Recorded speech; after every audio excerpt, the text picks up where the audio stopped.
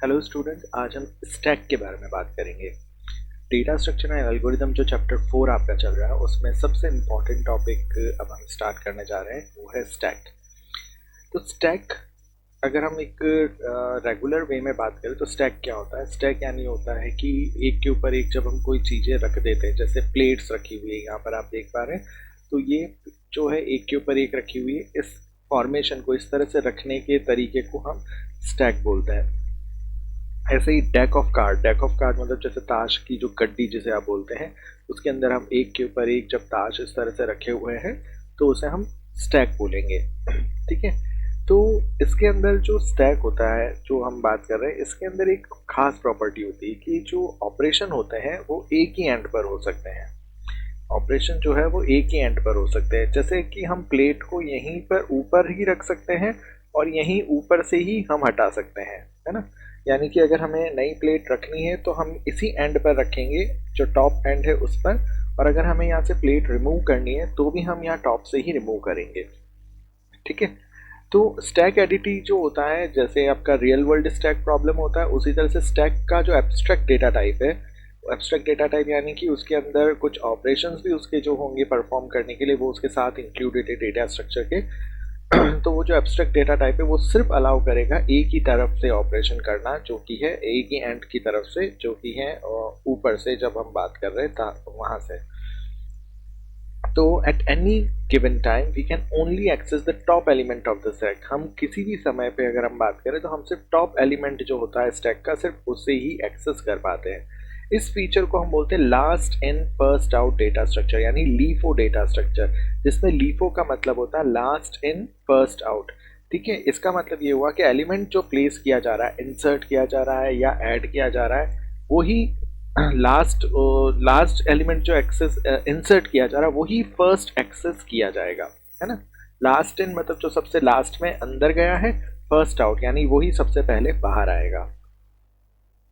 तो जो इस तरह का ऑपरेशन होता है स्टैक की, और उसकी अगर हम बात करें स्टैक के अंदर, इस ऑपरेशन को हम बोलते हैं पुश ऑपरेशन। इंसर्शन जो ऑपरेशन होता है उसको हम बोलते हैं पुश ऑपरेशन, और जो रिमूवल ऑपरेशन होता है उसे हम बोलते हैं पॉप ऑपरेशन। तो स्टैक के अंदर दो मेजर ऑपरेशंस होते हैं, वो होते हैं पुश और पॉप। स्टैक का रिप्रेजेंटेशन अगर हम डायग्रामेटिकली देखें तो इसी तरह से होता है। आप देख सकते हैं एक इस तरह से डेटा एलिमेंट है, ये इस तरह से डेटा एलिमेंट रखे हैं। कोई नया डेटा एलिमेंट जब अंदर आएगा तो वो सबसे लास्ट जो डेटा एलिमेंट अंदर गया है वही सबसे पहले बाहर निकलेगा। ठीक है, तो जो इंसर्ट हो रहा है उस ऑपरेशन को हम पुश बोलते हैं, जो आउट जा रहा है उसको हम पॉप बोलते हैं। ठीक है, तो ये हुआ पुश और पॉप के बारे में। अब स्टैक को कितनी ही तरीके से इम्प्लीमेंट किया जा सकता है। उसको एरेज के थ्रू इम्प्लीमेंट किया जा सकता है, स्ट्रक्चर के थ्रू, पॉइंटर्स के थ्रू, या लिंक लिस्ट के थ्रू। तो जब हम स्टूडेंट्स को पढ़ाते हैं ये चीज़ें तो हम ये सारी चीज़ें बताते हैं, stack using arrays, stack using structure, stack using pointer, stack using link list. तो इस तरह से जब वो सारे तरह से एरेज को इम्प्लीमेंट स्टैक को इम्प्लीमेंट करते हैं तो उनके कॉन्सेप्ट काफ़ी हद तक क्लियर हो जाते हैं। पर अभी हमारे कोर्स में सिर्फ एरेज के थ्रू ही इम्प्लीमेंट करना लिखा है, तो हम उसको आगे एरे के पॉइंट ऑफ व्यू से ही देखेंगे। स्टैक जो होता है वो फिक्स्ड साइज का भी हो सकता है और वो डायनेमिक भी हो सकता है, उसमें डायनेमिक रीसाइजिंग भी की जा सकती है ना। पर हम यहाँ पर जो है फिक्स्ड साइज का स्टैक इम्प्लीमेंट करेंगे यूजिंग एरे, है ना। तो वही हमारा जो कोर जो स्टडी होगा वो सिर्फ एरे को इम्प्लीमेंट करना है फिक्स्ड साइज का, और यूजिंग द एरे हम स्टैक को इम्प्लीमेंट करेंगे। तो जैसे मैंने आपको पहले अभी बताया था कि स्टैक के अंदर कुछ बेसिक ऑपरेशंस होते हैं, जिसके अंदर इनिशियलाइजेशन हो सकता है, स्टैक को इनिशियलाइज करना, और फिर उसको डी इनिशियलाइज भी किया जा सकता है ना। उसके बाद जो बेसिक स्टफ है, स्टैक के अंदर दो प्राइमरी ऑप्शंस होते हैं। बेसिक स्टफ्स के अलावा दो प्राइमरी ऑपरेशंस होते हैं। पहला जैसे मैंने आपको बताया पुश, और दूसरा होता है पॉप। पुश का मतलब होता है पुशिंग, यानी storing an element on the stack. किसी एलिमेंट को स्टोर करना है हमें स्टैक के ऊपर, तो उसे हम बोलेंगे पुशिंग। दूसरा है रिमूविंग, यानी accessing an element from the stack. Remove करना है किसी एलिमेंट को हमें स्टैक में से, तो उसे हम बोलेंगे पॉप। तो जब डेटा पुश्ड किया जाता है स्टैक के ऊपर तो क्या होता है कि टू यूज स्टैक एफिशिएंटली, है ना। जब हम स्टैक को एफिशिएंटली यूज करना चाहते हैं तो हमें उसका स्टेटस जो होता है स्टैक का वो चेक करना होता है। इस पर्पस के लिए हमारे पास कुछ और फंक्शंस भी होते हैं स्टैक के अंदर, जैसे पीक। पीक का मतलब होता है हमें सिर्फ टॉप एलिमेंट स्टैक का कौन सा है हमें ये पता करना है, उसकी डिटेल हमें चाहिए विदाउट रिमूविंग इट। हम रिमूव नहीं कर रहे हैं, सिर्फ उसकी डिटेल देखना चाह रहे हैं, तो उसे हम बोलेंगे पीक। दूसरा होता है इस फुल। हम चेक करना चाहते हैं कि स्टैक फुल तो नहीं हुआ, क्योंकि अभी हम यहाँ पर बात कर रहे हैं ना कि फिक्स्ड साइज का हम स्टैक इम्प्लीमेंट कर रहे हैं। हमने यहाँ पर बोला था फिक्स्ड साइज का स्टैक इम्प्लीमेंट कर रहे हैं, तो हम ये चेक करना चाहते हैं कि वो स्टैक जो है फुल तो नहीं है। ऐसे ही हम ये चेक करना चाहें कभी कि वो स्टैक एम्प्टी तो नहीं है ना, स्टैक खाली तो नहीं है, तो भी हम चेक कर सकते हैं। फुल और एम्प्टी कब चेक करते हैं, जब हमें स्टैक के अंदर कुछ इंसर्ट करना हो, तो हम ये चेक करेंगे कि स्टैक पहले से फुल तो नहीं है, क्योंकि ऑलरेडी अगर स्टैक फुल है तो आप उसमें और एलिमेंट इंसर्ट नहीं कर पाओगे। इसके उल्टा अगर आपको किसी एलिमेंट को डिलीट करने को कहा जाता है, पॉप ऑपरेशन परफॉर्म करने के लिए कहा जाता है, तो आप क्या करोगे, उसको चेक करोगे कि कहीं वो एम्प्टी तो नहीं, क्योंकि एम्प्टी स्टैक में से कुछ भी रिमूव नहीं किया जा सकता है। तो हर एक समय ऑल द टाइम हमें एक पॉइंटर मेंटेन करना होगा जो कि लास्ट पुश्ड डेटा के ऊपर जो है हमेशा लिंक उसका सेट रहेगा, मेंटेन रहेगा। ये पॉइंटर हमेशा टॉप ऑफ द स्टैक को रिप्रेजेंट करेगा, इसलिए हम उसको टॉप बोलेंगे। जो टॉप पॉइंटर होगा वो प्रोवाइड करेगा आपको value of the stack without actually removing it. जो टॉप एलिमेंट का वैल्यू है उस स्टैक के ऊपर, जो सबसे टॉप पे एलिमेंट है उसकी वैल्यू ये रिटर्न करेगा, उसको बिना रिमूव किए। तो हम पहले प्रोसीजर्स के बारे में बात कर लेते हैं जो स्टैक के मेन फंक्शन होते हैं। जैसे पीक मैंने आपको बताया था, पीक यानी कि to get the top element of the stack without removing it. हम टॉप एलिमेंट चाहते हैं, तो सिंपल सा इसका जो एल्गोरिदम होगा कि रिटर्न करे स्टैक का जो टॉप एलिमेंट है। स्टैक अगर एक एरे है, आप देख पा रहे हो यहाँ पर, उसका जो टॉप एलिमेंट है उसको रिटर्न करना है। तो ये सिंपल सा एक एल्गोरिदम है। तो अगर हम सी का इम्प्लीमेंटेशन देखना चाहें तो इंट रिटर्न कर रहा है एक फंक्शन है पीक, और उसके अंदर रिटर्न स्टैक टॉप। सिंपल, वो स्टैक का जो रिटर्न टॉप वैल्यू जो है स्टैक का, उसको एरे उस एरे के जो टॉप एलिमेंट को रिटर्न कर रहा है इस इंटीजर में। तो जहाँ पर भी ये पीक वाला फंक्शन कॉल किया जाएगा तो उसका जो भी वैल्यू रिटर्न हो रहा है वो उसके अंदर सेव करके वो ले लेगा। इसी तरह से हम दूसरा जो चेक कर रहे हैं वो है इस फुल, यानी कि हम चेक कर रहे हैं कि आपका स्टैक फुल तो नहीं है। तो इसके लिए भी एल्गोरिदम बहुत ही सिंपल होगा। बिगिन प्रोसीजर फुल हम चेक कर रहे हैं। If top is equal to max size, हमने मैक्सिमम साइज एक डिफाइन कर रखा है, और कांस्टेंट हमने एक डिफाइन कर रखा है कि मैक्सिमम साइज आपके एरे की 10 या 20 या 30 जो भी आप वो साइज उसको सेट कर दो। तो अगर top equal to max size है तो आपको रिटर्न करना है ट्रू, एल्स रिटर्न करना है फॉल्स। तो हम इसमें सिर्फ चेक कर रहे हैं कि इस फुल यानी वो फुल तो नहीं है, तो इसलिए हमने यहाँ पे मैक्सिमम साइज जो है उसकी वैल्यू रिटर्न कर दी है।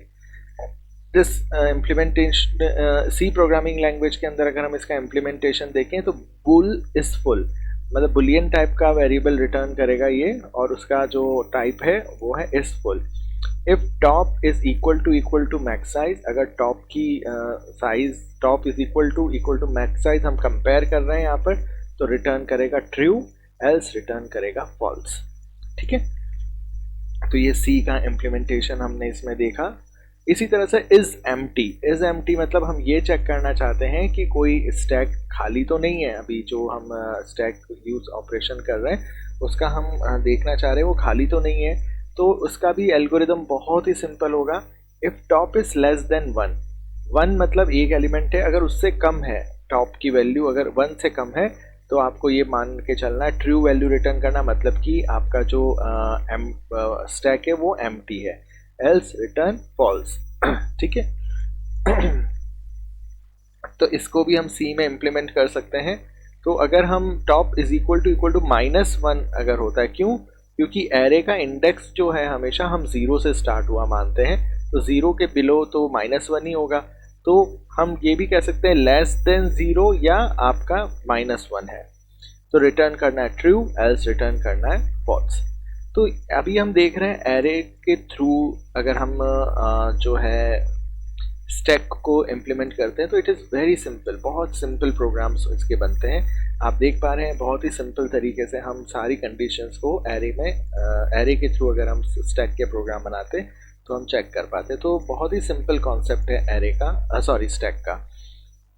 अब हम आते हैं पुश ऑपरेशन के ऊपर, जो मेन आपका दो ऑपरेशन है पुश और पॉप, उसके लिए हम पुश ऑपरेशन के ऊपर बात कर रहे हैं। The process of putting a new data element onto the stack is called as known as push। एक स्टैक के ऊपर एक नया एलिमेंट इंसर्ट करना चाह रहे हैं, टॉप के ऊपर एक नया एलिमेंट इंसर्ट करना चाह रहे हैं, तो उसे हम बोलेंगे पुश ऑपरेशन। पुश ऑपरेशन के अंदर ये स्टेप्स इन्वॉल्व होती है। पहला, सबसे पहले मैंने आपको बताया था जैसे पहले भी कि हमें ये चेक करना रहता है कि स्टैक फुल तो नहीं है। अगर फुल होगा तो हम उसके ऊपर और एलिमेंट इंसर्ट नहीं कर पाएंगे। तो अगर स्टैक फुल है तो आप एक एरर मैसेज देकर एग्जिट हो सकते हो, जो भी एरर मैसेज है कि स्टैक इज फुल या stack is not accepting any more values, जो भी आप मैसेज देना चाहो वो देकर और एग्जिट हो सकते हो। हाँ, अगर स्टैक फुल नहीं है तो हम इंक्रीमेंट करेंगे टॉप को, ताकि वो नेक्स्ट एम्प्टी स्पेस को पॉइंट करने लगे, और उसके अंदर हम डेटा एलिमेंट को ऐड कर देंगे उस स्टैक लोकेशन पे जहाँ पर टॉप पॉइंट कर रहा है। और जब ये सब कुछ हो जाएगा तो हम रिटर्न कर देंगे सक्सेस मैसेज कि element is inserted into the stack, है ना। तो अगर लिंक लिस्ट यूज की जाती है तो स्टेप 3 के अंदर हमें एलोकेट करना पड़ेगा स्पेस को डायनेमिकली। यहाँ पर जो है डायनेमिक स्पेस एलोकेशन हमें करना होगा। तो वो जब वो होता है तब वो हम लिंक लिस्ट के थ्रू करेंगे तब वो होगा। जैसे हम आगे लिंक लिस्ट अभी पढ़ेंगे तो you will get the clear picture कि किस तरह से होता है। एनीवेज, एल्गोरिदम जो होगा पुश का वो भी बहुत सिंपल होगा। सबसे पहले आपको चेक करना है इफ स्टैक इज फुल। अगर फुल है तो रिटर्न करना है नल वैल्यू और एंड कर देना है ना। अदरवाइज क्या करना है, टॉप को असाइन करना है टॉप +1, यानी टॉप की वैल्यू 1 इंक्रीमेंट कर दी। हम इसको टॉप ++ भी लिख सकते हैं अगर सी प्रोग्रामिंग में लिख रहे हैं। और स्टैक का जो टॉप अब होगा नया जो खाली है उसकी जगह हम उसके अंदर डेटा वैल्यू को स्टोर कर देंगे। तो ये आपका जो है सिंपल ऑपरेशन है जिसके थ्रू आप एक एलिमेंट को पुश कर सकते हो स्टैक के अंदर। इसका सी कोड देखेंगे हम। ये वॉइड पुश और अंदर एक पैरामीटर जा रहा है इंटीजर डेटा। तो वॉइड इसलिए क्योंकि ये कुछ रिटर्न नहीं करेगा, बस पुश मतलब वो इंसर्ट हो जाएगा आपका स्टैक के अंदर, तो कोई वैल्यू हमें रिटर्न करनी नहीं है। तो हमने इफ कंडीशन में चेक किया इफ नॉट इज फुल। हमने इस फुल फंक्शन जो पहले लिखा था यहाँ पर, है ना, इज एम्प्टी इज फुल, इस वाले फंक्शन को हमने यहाँ पर कॉल कर लिया। ये आपको एक binary value sorry Boolean value return कर रहा है। तो वो ट्रू हो सकता है या फॉल्स हो सकता है। तो यहाँ पर अगर वो ट्रू होगा तो मतलब कि इस फुल है, ट्रू होगा तो फिर वो आपको आगे नहीं बढ़ने देगा। हाँ, पर अगर फॉल्स आता है तो फिर उसके बाद क्या करेगा, टॉप के अंदर टॉप +1, टॉप को हम टॉप +1 यानी एक वैल्यू इंक्रीमेंट कर देंगे और स्टैक के टॉप के ऊपर वो हम डेटा स्टोर करा देंगे। एल्स अगर ये नहीं हो रहा है तो हम एक मैसेज प्रिंट कर देंगे could not insert data stack is full. हम और डेटा इंसर्ट नहीं कर सकते, स्टैक फुल है। तो एक सिंपल सा ऑपरेशन है, सिंपल सा एक तरीका है जिसके थ्रू हम एक स्टैक के अंदर वैल्यू को पुश कर सकते हैं। इसी के रेफरेंस में जब हम पॉप करना चाहते हैं तो हम क्या कर रहे हैं, accessing the content while removing it. हम एक्सेस भी करना चाहते हैं और रिमूव भी करना चाहते हैं स्टॉक किसी स्टैक के ऊपर एलिमेंट को, तो उसे हम बोलेंगे पॉप ऑपरेशन। एक एरे के अंदर अगर हमें पॉप ऑपरेशन इम्प्लीमेंट करना है तो हम क्या करेंगे कि डेटा एलिमेंट को एक्चुअली रिमूव नहीं करते, हम क्या करते हैं उसके टॉप को डिक्रीमेंट कर देते हैं, है ना। और तो जो एरे एलिमेंट जो होता है, अगर पॉप ऑपरेशन की जब हम बात करते हैं तो एरे एलिमेंट जब एरे के अंदर इम्प्लीमेंट किया जाता है पॉप ऑपरेशन को, तो डेटा एलिमेंट को रिमूव नहीं किया जाता है, बस टॉप की वैल्यू को डिक्रीमेंट कर दिया जाता है लोअर पोजीशन पे, ताकि जो स्टैक का पॉइंटर है वो अब एक वैल्यू नीचे को पॉइंट करने लगे, है ना। जब हम लिंक लिस्ट के थ्रू इम्प्लीमेंट करते हैं तो पॉप को एक्चुअली रिमूव करना होता है डेटा एलिमेंट को, इससे हम डी एलोकेट कर देते हैं मेमोरी स्पेस को।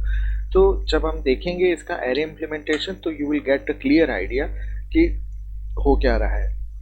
तो कैसे होता है देखिए, सबसे पहले एल्गोरिदम की हम बात करें तो चेक करें कि स्टैक एम्प्टी तो नहीं है। स्टैक अगर एम्प्टी होगा तो हम उसमें से और वैल्यू डिलीट नहीं कर पाएंगे। तो हमने चेक कर लिया कि स्टैक एम्प्टी तो नहीं है।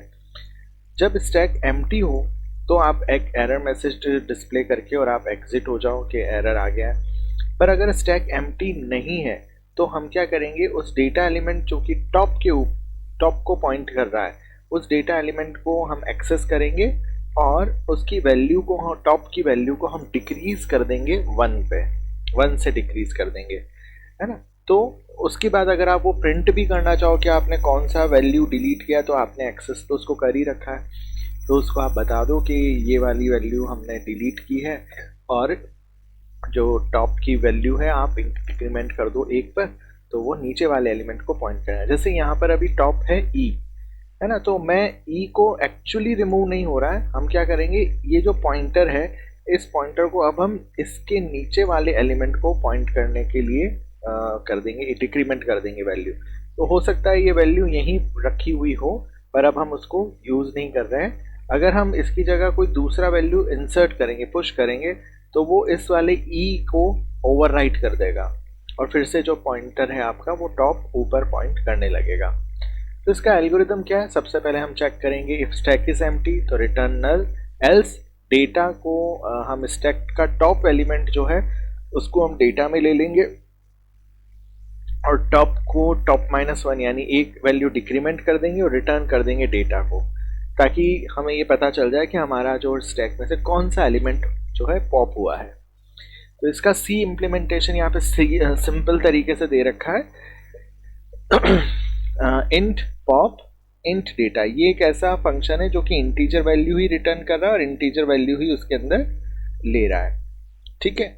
अब आपने क्या किया, इफ वो एम्प्टी है स्टैक, हमने यहाँ पर चेक कर लिया, अगर स्टैक एम्प्टी है तो हमने आगे हम यहाँ पर आ जाएंगे कि could not retrieve data, stack is empty. पर अगर वो नहीं है, इज नॉट एम्प्टी, तो हम यहाँ पर जाएंगे, डेटा को क्या करेंगे, स्टैक के टॉप की वैल्यू को हम डेटा में सेव कर लेंगे, टॉप को एक वैल्यू माइनस कर देंगे, टॉप -1, और रिटर्न कर देंगे डेटा को, ठीक है। तो जो है आपका एक वैल्यू जो है कम हो जाएगा स्टैक पे, ऊपर से रिटर्न हो जाएगा वो और आपका एलिमेंट जो है उसमें से डिलीट हो जाएगा।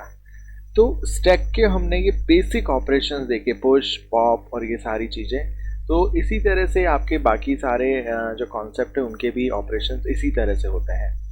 जो स्टैक होता है उसके बहुत सारे एप्लीकेशंस होते हैं, है ना। तो वैसे ही आपके कोर्स में इतना दे नहीं रखा है, otherwise we would have studied. तो मैं एक जो एप्लीकेशन है, दो एप्लीकेशन सॉरी, पहला तो है आपका पार्सिंग और दूसरा है आपका रिकर्शन। वो मैं आपको थोड़ा सा एलोबरेट कर देता हूँ क्योंकि ये हो सकता है न्यूमेरिकल के पॉइंट ऑफ व्यू से आ जाते हैं, इसलिए मैं इसको इंक्लूड कर रहा हूँ। अब जो हम बात कर रहे हैं वो है डेटा स्ट्रक्चर के पार्सिंग की, डेटा स्ट्रक्चर के पार्सिंग की, ठीक है। डेटा स्ट्रक्चर पार्सिंग, तो जो अरिथमेटिक एक्सप्रेशंस होते हैं, है ना, उनको लिखने के तरीके को हम नोटेशन बोलते हैं। अरिथमेटिक एक्सप्रेशन यानी कि जो अंक गणित के, जैसे आपको मैं उदाहरण देता हूँ, जैसे यहाँ पर a + b इंटू मल्टीप्लाई, जो कंप्लीट है वो मल्टीप्लाई हो रहा है c से, a इंटू b + c, ये सारे क्या हैं, एल्गोरिथम सॉरी अरिथमेटिक एक्सप्रेशन को लिखने के तरीके हैं। एक्सप्रेशन जो होता है अरिथमेटिक एक्सप्रेशन, वो 3 डिफरेंट तरीके से लिखे जाते हैं और वो इक्विवेलेंट होते हैं, एक दूसरे के इक्वल कहे जाएंगे। मतलब अगर हम अलग नोटेशन में लिख देंगे तो उसके अर्थ में कोई बदलाव नहीं होगा, वो वैसा ही रहेगा, है ना। तो उसे हम 3 डिफरेंट नोटेशंस में लिख सकते हैं और जो आउटपुट होगा एक्सप्रेशन का उसके ऊपर, या एसेंस जो है एक्सप्रेशन का, जो मूल तत्व है वो उसका एक्सप्रेशन का, उसमें किसी भी तरह का बदलाव नहीं हो रहा है, बस हमने उसको लिखने का तरीका हमारा डिफरेंट है। तो इन नोटेशंस को हम 3 बोलते हैं, इनफिक्स, प्रीफिक्स और पोस्टफिक्स। इनफिक्स तो जो आप अभी तक मैथमेटिक्स में सिंपल नोटेशन है जो पढ़ते आए हैं वो होता है। प्रीफिक्स उसको पॉलिश नोटेशन भी बोलते हैं, पॉलिश नोटेशन। और तीसरा होता है पोस्टफिक्स, इसको रिवर्स पॉलिश नोटेशन भी बोलते हैं। ये नोटेशन का नाम जो है, the notation are named as how they use operator in expression. Operation कैसे, ऑपरेटर कैसे यूज किए जाते हैं। प्रीफिक्स मतलब पहले यूज किए जा रहे हैं, पोस्टफिक्स मतलब बाद में यूज किए जा रहे हैं, इनफिक्स मतलब बीच में यूज किए जा रहे हैं, इन बिटवीन। तो उसके ऊपर जो है हम देखेंगे क्या होता है। तो सबसे पहला जो आपका होता है वो होता है इनफिक्स नोटेशन। इनफिक्स नोटेशन में ये होता है कि हम जो एक्सप्रेशन लिखते हैं इनफिक्स नोटेशन में, वहाँ पर ऑपरेटर जो होता है इन बिटवीन द ऑपरेंड्स होता है। वो बहुत ही इजी होता है ह्यूमंस के लिए रीड करना, लिखना, बोलना, क्योंकि इनफिक्स नोटेशन को ही हम अभी तक पढ़ते आए हैं मैथमेटिक्स में। पर जब हम कंप्यूटिंग डिवाइसेस की बात करते हैं तो ये थोड़ा सा उनके लिए मुश्किल हो जाता है कभी कभी, है ना। जैसे आप बोलो a माइनस बी प्लस सी, तो वो एक ही डायरेक्शन में ऑपरेशन करता है। तो a माइनस बी इंटू सी कर रहे हो तो होना क्या चाहिए था, पहले b इंटू सी होना चाहिए था, फिर a माइनस बी होना चाहिए। तो कभी कभी ये प्रॉब्लम उसके लिए हो जाती है, वो पहले a माइनस बी कर चुका है, उसके बाद उसके रिजल्ट में वो बोल रहा है आप इंटू सी करो। तो इस तरह से जो है थोड़ी सी उसको प्रॉब्लम आ सकती है। तो इसलिए वो क्या करता है, एल्गोरिदम जो होता है इनफिक्स नोटेशन को प्रीफिक्स या पोस्टफिक्स में कन्वर्ट करके फिर इवेलुएट करते हैं। तो algorithm to process infix notation could be difficult and costly. तो इनफिक्स अगर हम सिंपल तरीके से ऐसे ही कैलकुलेशन का एल्गोरिदम बनाएं तो वो बहुत ही कॉस्टली हो सकता है और उसको यूज़ करना थोड़ा मुश्किल हो सकता है। तो जो इनफिक्स नोटेशन होते हैं, इनफिक्स नोटेशन के अंदर आपको तो बहुत इजी होता है किसी भी एक्सप्रेशन को पढ़ना, उसको इवेलुएट करना। पर अगर हम उसका एक एल्गोरिदम बनाएंगे जो कि इनफिक्स नोटेशन को क्या बोल सकते हैं प्रोसेस करे या उसको इवेलुएट करे, तो वो बहुत डिफ़िकल्ट और कॉस्टली हो जाएगा। अगर हम टाइम और स्पेस के रिस्पेक्ट में अगर हम बात करें तो वो बहुत ही कॉस्टली होता है।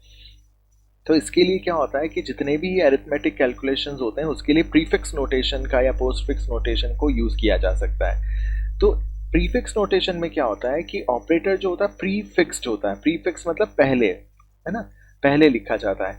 ऑपरेटर जो होता है वो ऑपरेंड्स के पहले लिखा जाता है, ठीक है। जैसे प्लस ए बी, यहाँ पर आप देख पा रहे हैं प्लस ए बी। तो प्लस ए बी इक्विवेलेंट होता है इनफिक्स नोटेशन, ए प्लस बी को हम प्लस ए बी लिख रहे हैं। तो इसमें क्या हो रहा है, जो प्लस है वो पहले आ रहा है, ठीक है। तो इस तरह के नोटेशन को हम बोलते हैं पॉलिश नोटेशन। इसके उलट दूसरा होता है रिवर्स्ड पॉलिश नोटेशन। इस नोटेशन स्टाइल में जो ऑपरेटर होता है वो पोस्टफिक्स होता है। पोस्टफिक्स मतलब कि ऑपरेटर को ऑपरेंड्स के बाद में लिखा जाता है। जैसे ए बी प्लस, है ना, ये इनफिक्स के ए प्लस बी के बराबर ही होता है। तो जैसे आपको ये कुछ एक्सप्रेशन दे रखे हैं, उनका आपको इनफिक्स नोटेशन दे रखा है, फिर उसका प्रीफिक्स नोटेशन दे रखा है और पोस्टफिक्स नोटेशन दे रखा है। तो न्यूमेरिकल्स ऐसे आ सकते हैं कि आपको मान लीजिए ये एक 6th नंबर पे जो एक्सप्रेशन दे रखा है और आपको उसका पूछा जा रहा है इसका प्रीफिक्स नोटेशन क्या होगा या उसका पोस्टफिक्स नोटेशन क्या होगा। तो इसमें आपको 3 चीज़ों का ध्यान रखना है। पहली चीज़ तो ये है कि इसकी एसोसिएटिविटी, इसकी जो प्रीसीडेंस बोल सकते हैं, या इसका जो ब्रैकेट्स के थ्रू हमने इसको प्रीसीडेंस दे रखी, वो सारी चीज़ें यहाँ पर भी सेम रहेगी। जैसे यहाँ पर आप देखिए a प्लस बी इंटू सी है, तो a प्लस बी यहाँ पर आ गया, a प्लस बी का जैसा पहले था ये आ गया, और उसके बाद इंटू सी, तो ये आ गया। अगर यही दूसरे तरीके से लिखा होता तो फिर इसका जो है अलग तरह से होता, a plus B into c होता, then it would have been different. तो आपको इनकी थोड़ी सी प्रैक्टिस करनी होगी कि इनफिक्स को प्रीफिक्स में और प्रीफिक्स को पोस्टफिक्स में, या इनफिक्स को सॉरी पोस्टफिक्स में कन्वर्ट करने का जो है आपको आना चाहिए, है ना। अब हम आते हैं पार्सिंग ऑफ एक्सप्रेशन। हमने डिस्कस कर लिया कि ये जो it is not very efficient, ये बहुत एफिशिएंट नहीं होता डिज़ाइन करना एक एल्गोरिदम को जो कि इनफिक्स नोटेशन को पार्स कर सके, ठीक है। तो इनफिक्स नोटेशन को हम पहले पोस्टफिक्स या प्रीफिक्स में कन्वर्ट करते हैं और फिर उसको कंप्यूट करते हैं। तो किसी भी अरिथमेटिक एक्सप्रेशन को हमें सबसे पहले ये ध्यान रखना है पार्स करते वक्त, पार्स मतलब इनफिक्स या पोस्टफिक्स में कन्वर्ट कर रहे हैं, सॉल्व कर रहे हैं, उसको सॉल्व करते वक्त हमें 2 चीज़ों का बहुत ध्यान रखना होता है। एक तो होता ऑपरेटर प्रीसीडेंस और दूसरा होता एसोसिएटिविटी। तो हमने ये बहुत अच्छे से सी प्रोग्रामिंग का जब टॉपिक पढ़ रहे थे तो हमने इसके बारे में डिस्कस किया था। जब ऑपरेंड होता है वो 2 डिफरेंट ऑपरेटर्स के बीच में होता है ना। तो which operator will take the operand first, कौन सा ऑपरेटर ऑपरेंड को लेगा, is decided by the precedence of the operator. जैसे कि यहाँ पर आप देखिए a plus B into C. अब यहाँ पर बी जो है इधर पहले का पहले लेगा या इधर वाला ऑपरेटर पहले लेगा, मतलब मल्टीप्लाई करेगा बी से, या ए प्लस बी करोगे आप, या बी इंटू सी करोगे। तो ये डिपेंड करता है आपके प्लस और जो मल्टीप्लिकेशन है इसके ऑपरेटर की प्रेसिडेंस के ऊपर, है ना। तो ये इसका मतलब जो होता है, अगर सही तरीके से हम देखें तो ये होना चाहिए कि पहले b इंटू सी होगा और फिर उसके बाद a ऐड होगा। तरीका तो यही सही है। पर अगर हम कंप्यूटर को ये बताएंगे तो वो क्या करेगा, पहले a प्लस बी कर लेगा, फिर उसके रिजल्ट के अंदर c को उससे मल्टीप्लाई कर देगा। तो मल्टीप्लिकेशन ऑपरेशन जो होता है वो प्रीसीड करता है एडिशन को, इसलिए b इंटू सी इवेल्युएट होगा पहले। और जो हमने प्रेसिडेंस की टेबल पहले भी हमने देख रखी सी प्रोग्रामिंग वाले चैप्टर में, तो उसके थ्रू आपको पता चल जाएगा कि कौन से ऑपरेटर्स की क्या प्रेसिडेंस होती है।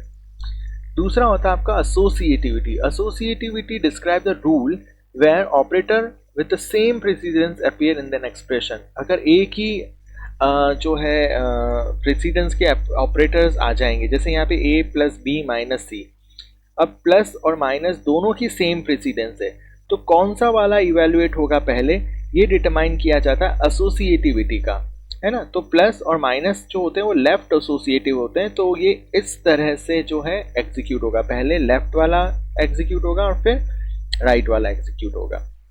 ठीक है, तो इस तरह से ये जो होता है ऑपरेटर की प्रेसिडेंस और एसोसिएटिविटी से ये चीजें डिसाइड की जाती है। प्रेसिडेंस और एसोसिएटिविटी डिटरमिन करते हैं कि ऑर्डर ऑफ इवैल्यूएशन क्या होगा किसी भी एक्सप्रेशन का। ठीक है, अब जैसे यहाँ पर एक ऑपरेटर प्रेसिडेंस और एसोसिएटिविटी की टेबल दे रखी है। एक्सपोनेंट्स पावर जिसे हम बोलते हैं उसकी हाईएस्ट प्रेसिडेंस होती है और वो राइट एसोसिएटिव होता है। मल्टीप्लिकेशन और डिवीजन जो होती है वो सेकंड हाईएस्ट होते हैं और उनकी लेफ्ट एसोसिएटिव होता है। एडिशन और सब्ट्रैक्शन फिर लोएस्ट होता है और ये भी लेफ्ट एसोसिएटिव होता है। इसमें और भी दूसरे ऑपरेटर्स हैं, उनको इंक्लूड नहीं किया गया है, सिंपल अरिथमेटिक ऑपरेटर्स को ही अभी इंक्लूड किया गया है। ये जो टेबल है ये आपको डिफॉल्ट बिहेवियर बता रही है ऑपरेटर्स का। किसी भी टाइम पे एक्सप्रेशन को इवैल्यूएट जब आप कर रहे हैं तो इस ऑर्डर को हम ऑल्टर कर सकते हैं बाय यूजिंग द पैरेंथेसिस। जैसे a प्लस बी इंटू सी है, तो इसमें b इंटू सी पहले इवैल्यूएट होगा इस टेबल के अनुसार, है ना। और मल्टीप्लिकेशन की प्रेसिडेंस ज़्यादा है एडिशन से, इसलिए वो पहले इवैल्यूएट होगा। पर अगर आप a प्लस बी को पैरेंथेसिस में बंद कर दोगे इस तरह से, तो पहले a प्लस बी इवैल्यूएट होगा, उसके बाद प्रोडक्ट होगा। तो आप इस तरह से प्रेसिडेंस जो है वो चेंज कर सकते हो। तो ये आपका हुआ पोस्ट फिक्स और प्री फिक्स नोटेशन के बारे में हमने बात की। इसी तरह से इसका जो आपका स्टैक है उसका एक और जो एप्लीकेशन होता है वो होता है रिकर्जन में। जब हमने सी प्रोग्रामिंग पढ़ा था तो उसके अंदर हमने रिकर्जन के बारे में बात की थी कि कुछ कंप्यूटर प्रोग्रामिंग लैंग्वेज के अंदर जो है वो ऐसी अलाउ करते हैं, परमिशन देते हैं कि वो कोई मॉड्यूल या फंक्शन जो है वो खुद को कॉल कर सके, है ना। When a function calls itself then this technique is known as recursion. तो ये बहुत इंपॉर्टेंट कॉन्सेप्ट होता है। किसी भी फंक्शन या प्रोसीजर को वो जब वो खुद कॉल करता है तो उसे हम रिकर्जन बोलते हैं। रिकर्जन के अंदर एक होता है alpha function. A function alpha, एक मान लिया अल्फा फंक्शन होता है, वो खुद को डायरेक्टली कॉल करता है और calls a beta function that in turns call the original function है ना। तो अल्फा फंक्शन जो है वो एक बीटा फंक्शन को कॉल कर रहा है और बीटा फंक्शन जो है अल्फा फंक्शन को कॉल कर रहा है। तो यहाँ पर function alpha is called recursive function. अगर वो खुद को कॉल कर रहा है तो वो रिकर्सिव फंक्शन है। अगर वो किसी दूसरे फंक्शन को बीटा को कॉल कर रहा है जो कि फिर बाद में ओरिजिनल फंक्शन को कॉल कर रहा है, तो फंक्शन अल्फा को हम रिकर्सिव फंक्शन बोलेंगे।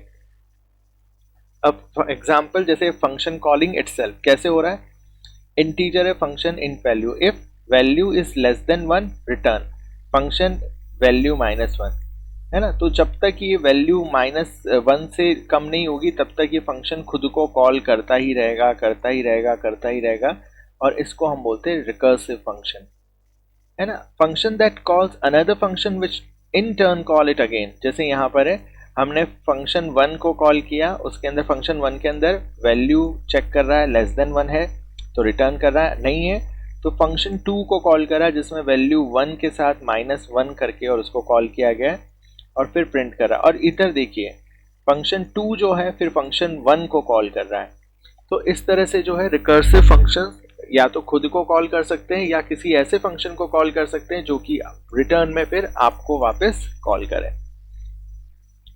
तो रिकर्सिव फंक्शन की कुछ प्रॉपर्टीज होती है। रिकर्सिव फंक्शन एक इनफाइनाइट लूप की तरह काम करेंगे अगर उसके अंदर कोई ऐसी कंडीशन नहीं है, जैसे कि यहाँ पर हो रहा है कि वो -1 करते जा रहे हैं, हर बार वैल्यू -1 हो रहा है, और यहाँ पर हम चेक कर रहे हैं कि वो कंडीशन कब सेटिस्फाई हो रही, कब तक सेटिस्फाई हो रही, तब तक तो ये कॉल होता रहेगा। जैसे ही ये कंडीशन फॉल्स हो जाएगी आपका रिकर्शन बंद हो जाएगा, है ना। तो अगर इनफाइनाइट रिकर्सिव फंक्शन, मतलब ऐसा फंक्शन जो कि इनफाइनाइटली कॉल होता जा रहा है, अगर इसको रिटर्न आपको वो करना है तो हमें दो प्रॉपर्टीज होनी चाहिए आपके रिकर्सिव फंक्शन की। पहला है बेस क्राइटेरिया, कि मतलब there must be at least one base criteria और condition such that when the condition is met the function stop calling itself recursively. ऐसा एक क्राइटेरिया होना चाहिए कि जब फंक्शन उस कंडीशन को मीट कर ले या वो कंडीशन फुलफिल हो जाए तो फंक्शन जो है खुद को कॉल करना बंद कर देगा, स्टॉप कॉलिंग इटसेल्फ रिकर्सिवली। दूसरा उसको बोल सकते हैं प्रोग्रेसिव अप्रोच। प्रोग्रेसिव अप्रोच में ये होता है recursive call should be progress, ऐसा प्रोग्रेस के अंदर होना चाहिए रिकर्सिव कॉल कि हर टाइम रिकर्सिव कॉल जो है वो इस तरह से कॉल किया जाए कि वो बेस क्राइटेरिया के पास में आता जाए, यानी कि उस कंडीशन को मीट करने लगे जो कि उसको रिकर्शन को स्टॉप कर देगी। उसको हम प्रोग्रेसिव अप्रोच बोलेंगे। जो रिकर्शन होता है इसका इम्प्लीमेंटेशन बहुत सारी प्रोग्रामिंग लैंग्वेज में स्टैक्स के थ्रू ही किया जाता है। जब भी कोई फंक्शन, जिसको हम बोलते हैं कॉलर, है ना, जो कॉलर फंक्शन होता है जो कि कॉल कर रहा है किसी अनदर फंक्शन, कॉली को उसको बोलेंगे, उसको कॉल करता है ना, और इटसेल्फ एज कॉली, वो खुद को ही कॉल कर रहा है, तो caller function transfer execution control to the callee. वो अपना एग्जीक्यूशन कंट्रोल जो है उस फंक्शन को ट्रांसफर कर देता है जिसको उसने कॉल किया है। और ये ट्रांसफर प्रोसेस के अंदर कुछ डेटा भी पास किया जा सकता है, कॉलर्स को के द्वारा कॉली को कुछ डेटा भी ट्रांसफर किया जा सकता है। तो इससे ये इम्प्लाई हो रहा है कि कॉलर फंक्शन को सस्पेंड करना होता है अपना एग्जीक्यूशन को टेम्परेरली, और फिर बाद में रिज्यूम करना होता है जब वो एग्जीक्यूशन जो है वापस फिनिश होकर कंट्रोल कॉली फंक्शन से रिटर्न हो जाता है। यानी कि जिस फंक्शन ने कॉल किया है उस फंक्शन के ऊपर कंट्रोल चला जाएगा, और जब उसका काम फिनिश हो जाएगा तो फिर से आपके मेन फंक्शन जो है उसको कॉल करेगा। तो यहाँ पर जो कॉलर फंक्शन होता है उसको उसी समय, एग्जैक्टली उसी समय स्टार्ट करेगा जहाँ पर उसको जिस पॉइंट ऑफ एग्जीक्यूशन पर उसने खुद को होल्ड किया था, है ना, और उसको same exact same data value चाहिए होगी वहाँ पर जिसके ऊपर वो काम कर रहा था। तो इसके लिए वो क्या करता है, एक्टिवेशन रिकॉर्ड या स्टैक फ्रेम क्रिएट करता है, और कॉलर फंक्शन के लिए वो स्टैक फ्रेम क्रिएट होती है। जैसे यहाँ पर है, ये बार बार हर एक का यहाँ पर एक्टिवेशन रिकॉर्ड रखता जा रहा है और एक स्टैक के रूप में ये रखता जा रहा है। तो जैसे ही ये सारा कंप्लीट हो जाएगा तो फर्स्ट आएगा, फिर उसके बाद नेक्स्ट आएगा, फिर उसके बाद नेक्स्ट, इस तरह से फिर मेन जो है फर्स्ट फंक्शन जिसको कॉल किया था उसको स्टैक की वैल्यू को पॉप किया जाएगा। तो इसको इस तरह से स्टैक के थ्रू इम्प्लीमेंट किया जाता है। तो एक्टिवेशन रिकॉर्ड जो होता है वो इंफॉर्मेशन रखेगा लोकल वेरिएबल्स की, फॉर्मल पैरामीटर की, रिटर्न एड्रेस कौन सा होगा, और दूसरी जो भी इंफॉर्मेशन पास हुई थी उन सभी का रिकॉर्ड वो रखता है। तो एनालिसिस कैसे होता है रिकर्शन का? एनालिसिस के लिए वही हमारे जो दो चीज़ें होती हैं, एक तो होता है टाइम कॉम्प्लेक्सिटी और दूसरा होता है स्पेस कॉम्प्लेक्सिटी। उनके थ्रू हम रिकर्शन को एनालाइज करते हैं।